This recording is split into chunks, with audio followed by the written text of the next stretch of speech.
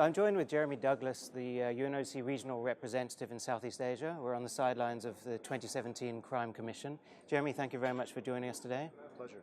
I wanted to ask you if you could tell us a little bit about the importance of your work, the importance of the Crime Commission around that, and what you hope to achieve this week.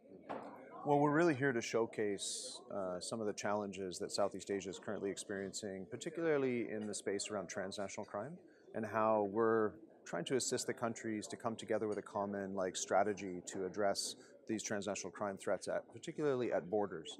Of course, we're here also to talk about cybercrime, talk about specific crime types like human trafficking or terrorism. But if we can focus on this kind of holistic solution of borders, then that's what we're here to achieve. So what are some of these biggest crime challenges? You've mentioned some of them for the region. What are the major threats at the moment? Well, still to date, the biggest threat is drugs and precursors, and which we discussed in another commission, but they hold high relevance to this one as well because there's enormous amounts of money being generated and therefore laundered through the banking systems. It's corrupting officials in the region. So we're going to be featuring a little bit of that data. Also, human trafficking is a major concern, particularly in the Mekong area, where we have fluid land borders and mass movement of people. Migrant smuggling is a significant challenge. We see what's happening in Rakhine State in Myanmar right now with mass movements, and people are vulnerable to smugglers and traffickers. As well, we have terrorism as a significant crime in the region. I mean, just yesterday we saw more than a dozen people killed in 3 bombings in Indonesia. So we see a variety of these kinds of major challenges, and so it's time to talk solutions with the member states. Last year we appointed a goodwill ambassador, the Thai princess, Yes. Her Royal Highness Princess Mahidol.